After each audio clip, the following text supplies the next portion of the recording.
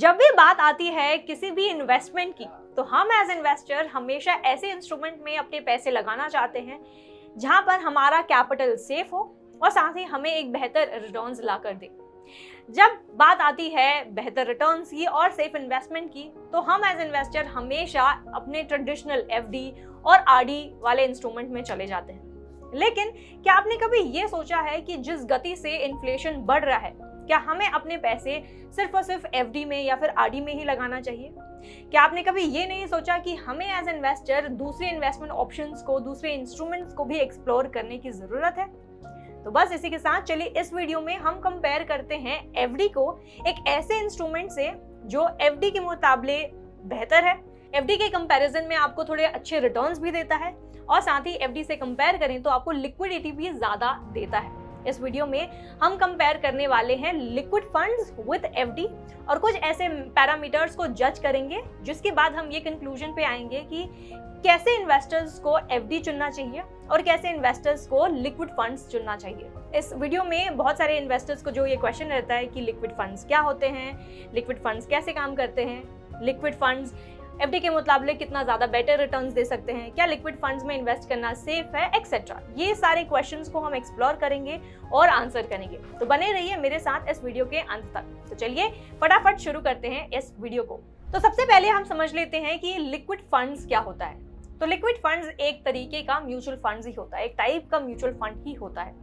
अब जैसे ही मैं म्यूचुअल फंड बोलती हूँ तो बहुत से लोगों के दिमाग में ये होता है कि म्यूचुअल फंड्स मतलब कि इक्विटी फंड्स। म्यूचुअल फंड्स यानी कि हम अपने पैसे शेयर बाजार में लगा रहे हैं, स्टॉक मार्केट में लगा रहे हैं। लेकिन यही बस हम मार खा जाते हैं, क्योंकि जब हम म्यूचुअल फंड्स बोल रहे हैं, जब हम एज इन्वेस्टर अपने पैसे म्यूचुअल फंड्स में लगाते हैं, तो म्यूचुअल फंड्स बहुत सारे टाइप्स के होते हैं। तो ये डिपेंड करता है कि आपका फंड मैनेजर कौन से म्यूचुअल फंड में, कौन से टाइप के म्यूचुअल फंड में आपका पैसा री इन्वेस्ट कर रहा है, बेस्ड ऑन कि आपका फाइनेंशियल गोल या फिर रिस्क एपेटाइट कितना है। अब जब बात करते हैं लिक्विड फंड्स की, तो जैसा कि मैंने कहा, ये एक तरीके का म्यूचुअल फंड है, ये एक तरीके का डेट फंड है। तो डेट फंड्स मतलब कि जब आप डेट फंड्स में अपने पैसे लगा रहे हैं, आप ऐसे डेट इंस्ट्रूमेंट्स में, मनी मार्केट इंस्ट्रूमेंट्स में अपने पैसे लगा रहे हैं, जैसे कि ट्रेजरी बिल्स हो गया, कमर्शियल पेपर्स हो गया, जैसे कि गवर्नमेंट बॉन्ड्स हो गया या फिर कॉर्पोरेट बॉन्ड्स हो गया, एक्सेट्रा। तो लिक्विड फंड्स कुछ इसी तरह काम करते हैं। जब आप लिक्विड फंड्स में पैसे लगा रहे हैं, मतलब आपका फंड मैनेजर एक ऐसे कॉर्पोरेट बॉन्ड्स या फिर ट्रेजरी बिल्स या फिर गवर्नमेंट सिक्योरिटीज, उस सारे कंपनीज में पैसे लगाता है, उन सारे बॉन्ड्स को खरीदता है और इन रिटर्न आपको पैसे देता है। अब ये समझ लेते हैं एक एग्जांपल से कि ये काम कैसे करता है। तो लिक्विड फंड्स एक ऐसा इंस्ट्रूमेंट है, एक ऐसा फंड है जहां पर आपको एक फिक्स्ड रिटर्न मिलता है, साथ ही आप अपने पैसे को एक फिक्स्ड इंस्ट्रूमेंट में, एक फिक्स्ड टाइम फ्रेम के लिए लगाते हैं, यानी कि ये जनरली होता है 91 डेज तक ही। अब ये समझ लेते हैं कि ये काम कैसे करता है। तो चलिए मान लेते हैं कि किसी XYZ कंपनी को पैसों की जरूरत है और ये जो कंपनी है वो बैंक से या फिर NBFC से लोन नहीं ले सकता, लेकिन इनको एक मास मनी चाहिए, एक इन्वेस्टर्स चाहिए। तो ऐसे में ये कंपनी एक बॉन्ड या फिर एक डिबेंचर इशू करती है और ये लोगों को ये रिक्वेस्ट करती है कि भैया 1-2 महीने के लिए मुझे पैसे दे दो और इस टेन्योर के बाद, 1-2 महीने के बाद, हम आपको 10%, 12% on an annual basis interest भी भर देंगे विथ योर प्रिंसिपल। तो जब ये मैच्योरिटी खत्म हो जाता है एक पर्टिकुलर बॉन्ड का, तब ये कंपनी आपको आपका प्रिंसिपल और साथ ही इंटरेस्ट दे देती है। तो इसी तरह लिक्विड फंड्स काम करते हैं, जहां पर हम एज इन्वेस्टर्स ऐसे कंपनीज को अपने पैसे लेंड करते हैं और उनके बदले, उसके बदले हम लेते हैं उनका बॉन्ड और उस बॉन्ड के बदले हमको मिलता है अपना प्रिंसिपल, साथ ही अपना इंटरेस्ट। अब मैं आपको ये भी बता दूं कि लिक्विड फंड्स को हम लिक्विड इसीलिए भी कहते हैं क्योंकि ये बहुत ही ज्यादा फ्लेक्सिबल है इन नेचर और साथ ही ये बहुत कम पीरियड ऑफ टाइम के लिए है, यानी कि इसका मैच्योरिटी पीरियड जो है वो बहुत ही छोटा है। तो जैसा कि मैंने कहा, लिक्विड फंड्स में आप एज इन्वेस्टर यूजुअली 1 महीने, 2 महीने या फिर 3 महीने, 91 डेज तक के लिए ही पैसा लगाते हैं। उसके बाद आपको अपना रिटर्न्स मिल जाता है। लेकिन क्या इसका ये मतलब है कि आप लिक्विड फंड्स में सिर्फ 91 डेज के लिए ही पैसे लगाते हैं? जी बिल्कुल नहीं। अगर आप चाहें तो लिक्विड फंड्स में 3 महीने के लिए या फिर उससे ज्यादा पीरियड के लिए भी इन्वेस्टेड रह सकते हैं। तो ऐसे में क्या होता है कि जब आप अपने पैसे इन्वेस्ट करते हैं तो फंड मैनेजर जो है 91 डेज के बाद सेम अमाउंट किसी और बॉन्ड में, किसी और गवर्नमेंट सिक्योरिटीज में, किसी और ट्रेजरी बिल्स में पैसे लगा देता है। एंड इसी तरह जब तक आप चाहें 1 साल, 2 साल, 3 साल, जब तक आप चाहें आपका पैसा इन्वेस्टेड रह सकता है। और जब आप चाहें तो आप अपने पैसे को विड्रॉ भी कर सकते हैं, उसे रिडीम भी कर सकते हैं। तो इसीलिए हम इसको लिक्विड फंड्स कहते हैं, जहां पर आप जितने टाइम के लिए इन्वेस्टेड रहना चाहते हैं रह सकते हैं और जब चाहें अपने पैसे निकाल सकते हैं। तो अब हमने जो ये जान लिया है कि लिक्विड फंड्स क्या होते हैं और ये कैसे काम करते हैं, आगे बढ़ते हुए चलिए ये जान लेते हैं कि लिक्विड फंड्स या फिर एफडी, इन दोनों में से आपके लिए एज इन्वेस्टर कौन सा ऑप्शन बेटर रहेगा। तो अब हम लिक्विड फंड्स और एफडी को 4 ऐसे पैरामीटर्स के बेसिस पर जज करेंगे और एक इंक्लूड करेंगे कि कौन सा आपके लिए बेटर होगा। तो हम जज करेंगे ऑन द बेसिस ऑफ इसका रिस्क कितना है इन दोनों में, इनके रिटर्न्स कैसे हैं, इनका टाइम होराइजन कितना है और साथ ही लिक्विडिटी कितना ज्यादा मिलता है इन दोनों ही इन्वेस्टमेंट इंस्ट्रूमेंट में। तो सबसे पहले बात कर लेते हैं रिस्क की।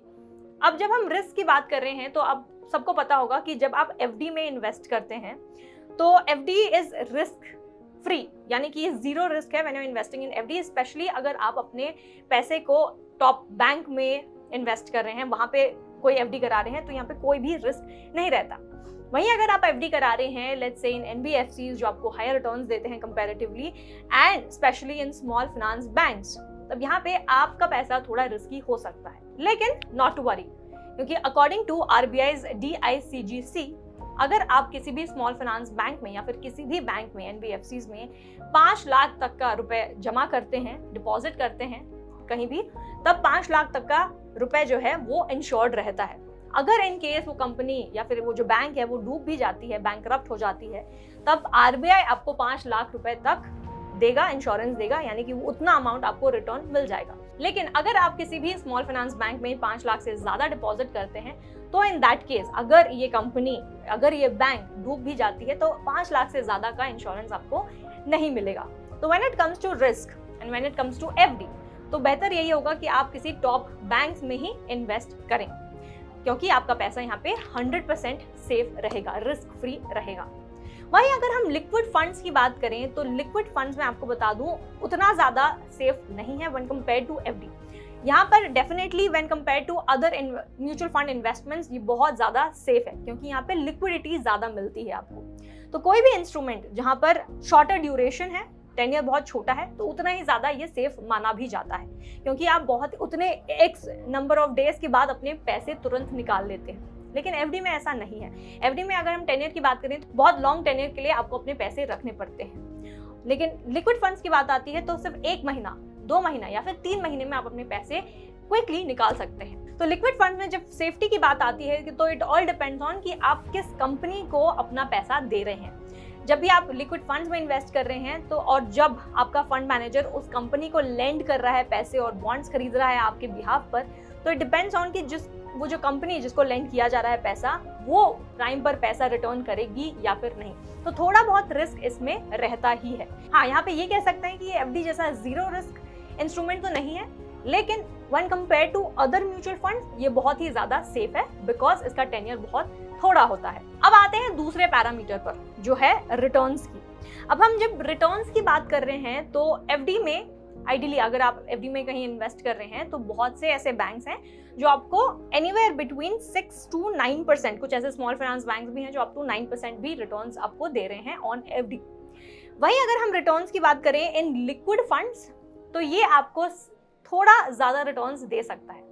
क्यों? क्योंकि यहाँ पे जब आप एफडी को कंपेयर कर रहे हैं, एफडी आपको एक फिक्स्ड टाइम के लिए एक फिक्स्ड रिटर्न ही देता है। फॉर एग्जाम्पल, अगर आपने कहीं बैंक में, किसी भी बैंक में 1 साल के लिए, 2 साल के लिए एफडी कराया है, तो 2 साल एक एनुअल के लिए आपको लेट्स से अज्यूम 8% का इंटरेस्ट रेट मिल रहा है, तो वो 8% ही रहेगा फॉर द नेक्स्ट 1 ईयर या फिर 2 ईयर्स। लेकिन वहीं अगर हम लिक्विड फंड्स की बात करें तो लिक्विड फंड्स आपको थोड़ा ज्यादा रिटर्न्स दे सकते हैं, डिपेंडिंग ऑन कि आपने किस कंपनी में इन्वेस्ट किया है, किस गवर्नमेंट बॉन्ड्स में आपने इन्वेस्ट किया है। लेकिन यहाँ पे लिक्विड फंड्स में आप उतना ज्यादा रिटर्न्स भी एक्सपेक्ट नहीं कर सकते। यू कैन नॉट एक्सपेक्ट कि आपको 12%, 15% का रिटर्न्स मिलेगा इन लिक्विड फंड्स। तो अगर हम कंपेयर करें लिक्विड फंड्स और एफडी के रिटर्न्स को, ये दोनों लगभग सेम ही है। लिक्विड फंड्स के रिटर्न्स की बात करें तो you can expect anywhere between 6 to 10% of returns. वहीं अब बात कर लेते हैं थर्ड पैरामीटर की, और थर्ड पैरामीटर है आपका टाइम होराइजन। यानी कि टेन्योर। अगर हम टेन्योर की बात करें तो लिक्विड फंड्स में बहुत ही छोटा टेन्योर होता है। जैसे कि मैंने कहा, सिर्फ 91 डेज के लिए ही आपको अपने पैसे डिपॉजिट करने हैं और एक बॉन्ड खरीदना है, और उसके बाद आप चाहें तो उस बॉन्ड को बेचकर पैसे ले सकते हैं, उतना रिटर्न भी कमा सकते हैं। वहीं अगर हम एफडी की बात करें तो आपको मैंडेटरी 1 साल, 2 साल, 5 साल या फिर 10 साल के लिए अपने पैसे जमा करके ही रखने पड़ेंगे। इसी के साथ आता है चौथा पैरामीटर, जो है लिक्विडिटी का। लिक्विडिटी की बात करें तो ये सबसे बड़ा मेजर बेनिफिट है under if you investing in liquid funds, क्योंकि ये लिक्विड फंड्स हैं इसीलिए आपको लिक्विडिटी ज्यादा मिलती है। एज इन अगर आप लिक्विड फंड्स में इन्वेस्ट करते हैं तो जब चाहे आप अपने पैसे को निकाल सकते हैं, और जब चाहे जितने टाइम के लिए चाहे उसमें आप इन्वेस्टेड रह सकते हैं। तो ये सबसे बड़ा मेजर बेनिफिट है ऑफ लिक्विड फंड्स। वहीं अगर हम एफडी की लिक्विडिटी की बात करें तो एफडी आपको इतना ज्यादा लिक्विडिटी नहीं देता इन टर्म्स ऑफ कि अगर मैं अपने पैसे, लेट्स से आज मैंने 5,000 रुपए का एक एफडी करा दिया है, यही 5,000 रुपए अगर मुझे कल को चाहिए, एक महीने, लेट्स सपोज कि मुझे 3 महीने बाद चाहिए, तो ये पैसे मैं विड्रॉ नहीं कर पाऊंगी। और जब मैं ये विड्रॉ करने जाती हूँ तो मुझे 1% का पेनाल्टी भी लग सकता है, और कुछ ऐसे बैंक्स ऐसे भी हैं जो आपको प्री मैच्योर विड्रॉवल अलाउ भी नहीं करते।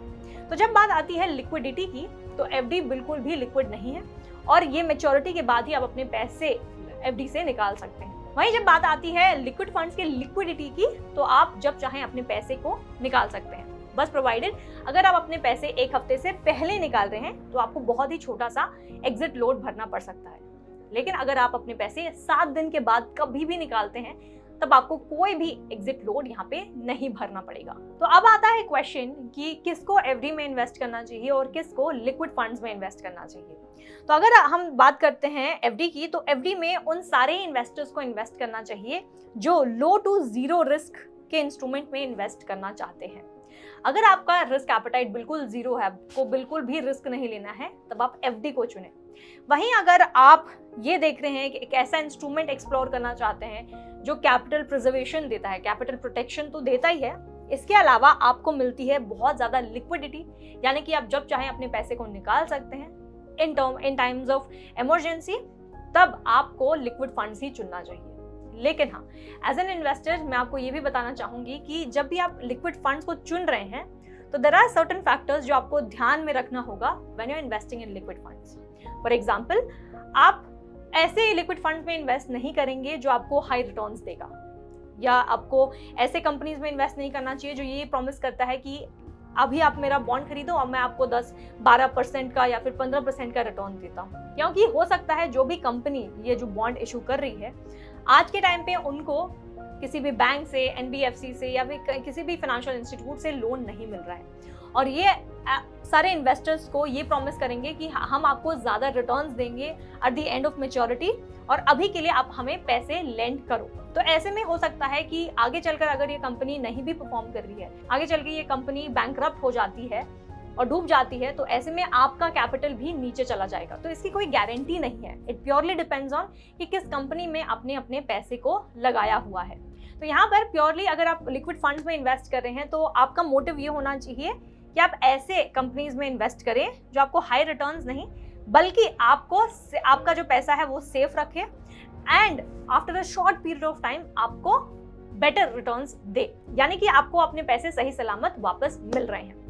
और जब आप लिक्विड फंड्स में इन्वेस्ट कर रहे हैं तो ध्यान में रखिए कि हमेशा वो कंपनी AAA रेटेड होनी चाहिए, या फिर अगर हो सके तो आप हमेशा गवर्नमेंट बॉन्ड्स या फिर गवर्नमेंट सिक्योरिटीज में इन्वेस्ट करें, क्योंकि ज्यादातर 99% ऑफ द केसेस गवर्नमेंट आपके पैसे को डिफॉल्ट नहीं करती और ये आपको आपके पैसे टाइम पर वापस देती है विद गुड रिटर्न्स। तो अगर आप लिक्विड फंड्स को एक्सप्लोर करना चाहते हैं तो ये दोनों पॉइंट्स को ध्यान में जरूर रखिएगा। अब ये क्वेश्चन बहुत लोगों के मन में ऐसा भी आता होगा कि मुझे कैसे पता चलेगा कि ये कंपनी AAA रेटेड है या फिर नहीं, मुझे कैसे पता चलेगा कि इस कंपनी का परफॉर्मेंस कैसा रहा है। तो इन दैट केस आप किसी भी म्यूचुअल फंड के वेबसाइट पर जा सकते हैं और वहां पर क्लियरली उस XYZ कंपनी का परफॉर्मेंस देख सकते हैं, और ये भी देख सकते हैं कि उस कंपनी ने कितना % का अपना पूरा AUM लिक्विड फंड्स में डाला है, कितना % AAA रेटेड कंपनीज में डाला है, कितना % का अमाउंट जो भी इन्वेस्टमेंट है वो कितना % गवर्नमेंट सिक्योरिटीज में डाला हुआ है, एक्सेट्रा। तो ये सारी इन्फॉर्मेशन डिटेल्स, ये पूरा डेटा आपको म्यूचुअल फंड के वेबसाइट पर ही जाकर मिल जाएगी। तो उम्मीद करती हूँ कि इस वीडियो से आपको ये क्लैरिटी जरूर मिल गई होगी कि लिक्विड फंड्स क्या होते हैं और क्या आपको लिक्विड फंड्स में इन्वेस्ट करना चाहिए या फिर नहीं, और अगर करना चाहिए तो कौन से ऐसे लिक्विड फंड्स में आपको इन्वेस्ट करना चाहिए, कौन सी कंपनीज को आपको पिक करना चाहिए। तो इस वीडियो में इतना ही। तो उम्मीद करती हूँ कि ये वीडियो आपके लिए बहुत ही ज्यादा इन्फॉर्मेटिव रही होगी एज एन इन्वेस्टर। अगर ये वीडियो आपको अच्छी लगी है तो इसे लाइक और शेयर करना बिल्कुल भी मत भूलिएगा। साथ ही कमेंट कर हमें ये बताएं कि ये वीडियो आपको कैसा लगा। साथ ही अगर आपको म्यूचुअल फंड के बारे में A to Z समझना है, पूरे डिटेल्स को समझना है, तो आज ही डाउनलोड करें freedom app. Thank you for watching freedom.